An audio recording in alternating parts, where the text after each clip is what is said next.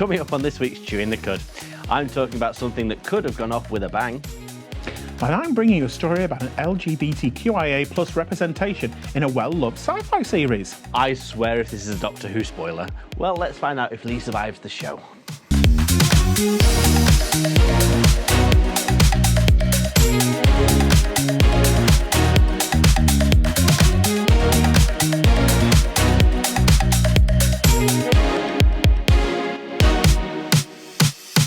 Welcome to Chewing the Cud with me, Mike Benyon-Rowe, and my co-host this week is Leigh Robertson. How are you? I'm a little warm, Mike. I'm not surprised. This is a choice that I shouldn't have made. I hate It's going after today. Please do. Fill up with it. Maximum I've won it twice. The first time it was sopping wet for 6 Yes. hours. It was like a wet dog, a dead wet dog. But I like that. We're bringing you all the showbiz news that you need, as well as some fun news stories. So, Leigh, you're aware that I will walk out if you spoil any Doctor Who for me, right? It's not Doctor Who, Mike. It's fine then, you're safe. It's kind of the same. Star Trek. It's very different, but it's okay. Well, no, spaceships. So, the Star Trek universe has taken a major step forward in LGBTQ plus representation, which it's always been good at. And they're introducing, or they have introduced, a character called Jaden Krag, who is the franchise's first openly gay Klingon. And the character appearing in the, I don't know if we've got it yet, on Paramount Plus series Star Trek Starfleet Academy. Yeah, we have it. Is it? Oh, we have been watching. All right, calm down. It's portrayed by 23-year-old actor Karim Dian. Actually, that's him as a Klingon. Yeah. Now, you see, He's a cutie. that's a beautiful Klingon. He is hot. It's okay to say. He's hot. Klingons aren't traditionally handsome or attractive. I don't know, War Forward had a bit of a... Did you? Ooh, so the kind of portrayal of the character is a departure from the traditional depiction of Klingons. I can't say Klingons without having a little childish chuckle. As hyper-masculine warriors. Jaden is not only openly gay, but he's also a pacifist studying medicine. Now, Klingons aren't pacifists, are they? They're very... a warrior race, yeah. Yes. Warrior race, yes. Yeah. So it is challenging long-held assumptions about one of Star Trek's most iconic cultures. You nearly said Star Wars then, this is didn't you? him in character. This is him out. See, That's just it. hot, cute. Okay. So it's as expected in America. It's generated both praise and the typical backlash from the conservative quarters. You know, shouldn't do that, whatever. These are kind of like the evolution of a Klingon. Iterations of a Klingon, yeah. No, 1960s. That's not very Klingon-y. Well, that's makeup. Yeah, I'm aware of that. I'm just saying. Technology's got better. Not so okay. Yeah. So he's responded. The actor has responded on social media. Typical homophobia, racism, and bigotry. But he said the positive comments from the LGBTQIA community far outweigh the negativity. And he said, and that's all I care about. Star Wars veteran George Takei. Is it Takei? Takei. He has aired his support, saying it's meaningful, reflective of a long overdue step for the franchise. Now, he didn't play an openly gay character in his time in Star Trek, but I think he probably would have if he could have. And he said that it would have been impossible in his early career of doing it, even though Gene Roddenberry's vision of Star Trek in the future included all everybody, races, genders, things that hadn't even been thought of. So it's the program is on now streaming, and apparently it's the first step in kind of a plan to introduce more diverse characters. I don't watch Star Trek, so I don't know about it. Well, that's okay. Because the Star Trek Academy is very much, it's got a lot of like forward thinking. So they've got a Jem Hadar who's in a same-sex relationship, and there's a lot in there. I know I've just said the words that don't quite make sense to you. Do they still have tribbles? They do still have tribbles. Oh. No, they're problematic. Are they? Okay. Yeah, there's trouble with tribbles. And more trouble with tribbles if you're ST9. Let's move on now. Did you ever watch Project Runway? I love Project I Runway. loved it. I love Project Runway. Not a fan of the reboot. Get out of my head, man. Because I'm not a fan of Christian. No. I didn't like it when he won. He won. Yeah. And I wasn't a fan of him when he won it. When he won, I'm like, oh, that's a shame. Well, up until then, I was a big fan. But the Tim Gunn, who is just fab. Yeah. He wasn't a judge. Okay, make it work. Yeah, he was the mentor. Mentor that would go into the studio and kind of say, tell me about this. And they'd go, well, it's 2 shoestrings and a bit of chamois leather. What do you think? And he goes, I can't see it, but make it work. Anyway, lovely man. And he has been talking about the reason that he's been celibate for 40 years. Okay. That's you couldn't cope with that, could you? Well, no, that's not. But I'm not Tim Gunn. That's fine. Okay. So he's opened up about his love life in an interview and said that he broke up with a boyfriend when he was 29, and that drove him to abstain from sex and romantic relationships. Okay. And he's been celibate for 43 years, admitted that he wouldn't have it any other way. He basically said that he was in a very serious 9-year relationship with this guy and really loved this person deeply, would have done anything for him. And then this guy ended it. And it was so traumatic that he was like, I don't ever want to be Don't want that again. in this situation ever again. So I purposely went, well, I'm not going to have those relationships, which I think is a little bit sad because he's. Well, it could be, but I mean, asexuality is a thing, and you can get aromanticism as well. So it could be that he's on that and he's just using that as a, well, I tried this, it hurt me a lot, so, and I find this part of my personality more comfortable. Yeah. So they kind of lived together when they were in the relationship, but they still kept separate apartments. But he's kind of just said that the ex told him that he'd been sleeping around and kind of just blew everything that he thought about out of the water. He said it also occurred during the height of the AIDS pandemic and crisis, and he said that I was so concerned that he may have given me something that could possibly end my life. And he went and tested himself every 6 months for 10 years, even though he wasn't having sexual relations with anybody. But adding to that, he's kind of said that they still kind of see each other every now and again, and it's kind of fine. He's kind of said that he's not really interested in any more relationships, but he said, I'm not unhappy. I loved living alone, being celibate, and has grown to love the lifestyle. So good. Well, I loved Tim Gunn. I want him to come back on Project Runway.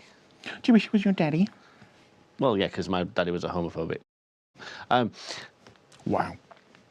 No, I just think because he's so, he's honest with people without being rude. He's not in it to be the celebrity, no. the Janice Dickinson of like, yo, Rami. He did do another show with Heidi Klum, which was a little bit more focused on the designers and stuff, and I liked that because it was like they were creating collections and stuff. So yeah, we liked Tim Gunn. We stand Tim Gunn. We do. Yeah. Love him a lot.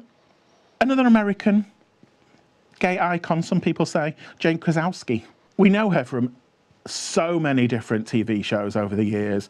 I'd forgotten that she was in the Flintstones film. She was in Ally McBeal, 30 Rock. I loved her in Unbreakable Kimmy Schmidt. I've seen a few episodes of Schmigadoon, but she's Schmigadoon. I love that. So she has been presented with a Human Rights Campaign award recently, in early sort of February, and has kind of spoken about Trump's administration and their attacks on transgender youth. And to be fair, she's a complete ally, and she's kind of like said across her nearly 5-decade career, she has always had working relationships and friendship relationships with the LGBT community, never had any negative feelings. It's just, that's just how things are. So she took to the stage to accept the award. We've got a picture of her here. And she spoke about how her LGBTQ plus advocacy began during the AIDS crisis and how lots of her friends were dying. She said, but we've gone back to a time where the government is turning its back on LGBTQ plus people, particularly trans youth. So she said, you know, once again, they're actively attacking the queer community rather than simply ignoring it. We're living in terrifying times, 2026, and the government has again turned its back on the community. Even worse, they're actively attacking it. She said, trans kids are being targeted by legislation designed to erase them. Books are being ripped off from library shelves. Hate speech is being implied by those in power, fueling rising hate crimes.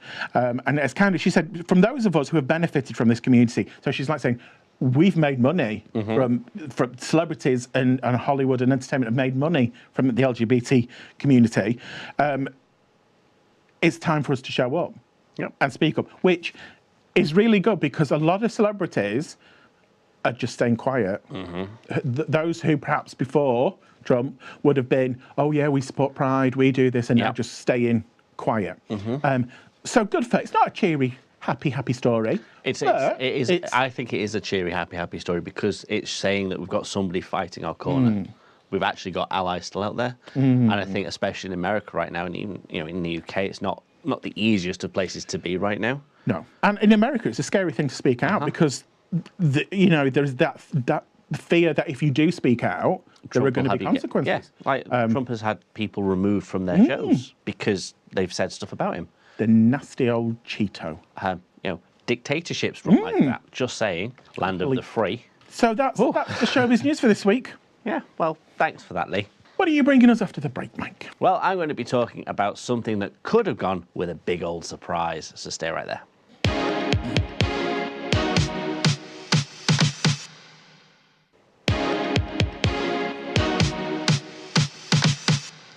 Welcome back to Chewing the Cud. Now, Mike, something that could have gone boom. So, we're going to Toulouse in France. Mais oui. Mais oui, yeah, where we are, yeah. Have you ever been to France? Yes. Yeah, did you enjoy yourself? Yes. Did you do any exciting activities while you were there? I went to Paris, was the Eiffel Tower, the dancing place, that one. Moulin Rouge. Moulin. I went to You're having a stroke. I went to the graveyard with the famous people in them. Just not just a random graveyard, just going because you do like a graveyard. I do. Yeah. So we're talking about Toulouse in France, where doctors have found a World War I artillery shell. Where do you think they found it? Is it somewhere rude? It's inside somebody. It's inside a gentleman's bottom. That's a statue. No, a person, an actual living human. What? So a 24-year-old Frenchman. But those times do not add up. A World War II shell, and he's 24. Okay, so the way that time Is he a works. time traveller? So things from olden times can still be around now. Evidence, right? So this shell from World War I Yes. has travelled through time in a very linear way as the time passes. So it stayed a World War I shell. Yes. And In a museum. No, it wasn't in the museum. Did he put it up his bottom? He put it in his bottom. Said that. Did just say that. Late Saturday, the 31st January, he was described as having a state of extreme discomfort as a military-grade projectile dating back to 1918, so over 100 years old, right? 16 centimetres long, 4 centimetres in diameter, so it's got a heft to it. It was taken to surgery for investigations. While he was in surgery, firefighters and a bomb disposal unit also attended, because just in case. What are they going to do? What are they going to do? Because if it goes off, it goes. Yeah, that's but it. Yeah? if they remove it successfully, they need to dispose of it. Oh, where did he find it? Where was it? Well, it was lodged inside him when it went to the hospital. Originally. It doesn't say where he found it or how it ended up inside him. Well, I think we know how it ended up inside him. It was very slippy. But yes, so he's had it's legal consequences involved because technically he's in violation of weapons legislation, right? For illegal acquisition, possession, and transport of carrying explosive devices. Because of course he had to get to hospital, so he transported it behind him. Himself. Uh-huh. Oh, Do you know, some people don't have the sense they were born with, do they? Oh, they do, and it's not very much. See, back in the day, Back in the day, when I was at school, we went to France on a school trip we just used artillery shells. to all the like battle sites, and they're still digging. So that when the farmers are doing the fields and stuff, they're still to this day digging up hand grenades and stuff. And we found bullets and stuff and took them home with us. Casing. Then a couple of days later, we were asked to remove them from our backsides and take them back into school. And we did. Allegedly. So yeah, it's the first time that a World War One munition has been removed from a person successfully. Oh, successful! So it's happened before. Well, Bang! Wow. There's probably a name for that, isn't there? That kink, putting live ammunition up your bottom. Stupid. Yeah. That's what I would use. Shall we move on? Yes, please. Have you ever wondered what would happen if? I don't want to ask this question. Have you ever done any not medical experiments, scientific experiments? Have I done any scientific experiments? Yeah. Only those cack ones that you used to make me do here. No, as in, it's like, I wonder what would happen if I did this. Oh, probably, but I can't think of any off the top of my head. Okay. Ever licked a 9-volt battery? Have I ever what? Licked a 9-volt battery, a square battery and stick it in. I'm sure I have. Once, probably. It's not like a regular occurrence. Okay. What about... Started in the morning. Okay, so this is a story about a YouTuber who's wired up 400 car batteries to see what would happen. What, to himself? Together as a mega battery. Oh, right. They've Power something. Wired them all up to see what would happen. Not up his bottom. He'd previously done 100 car batteries, and he thought, let's do 400, right? It was over 160,000 amps. Well done. Yeah. And basically, he can dump a current for longer than a brief pulse. He can dump a current? For long... As an electric... All that just to dump a current? Wait, that's by itself. Been better with a sultana. Right. So, yeah.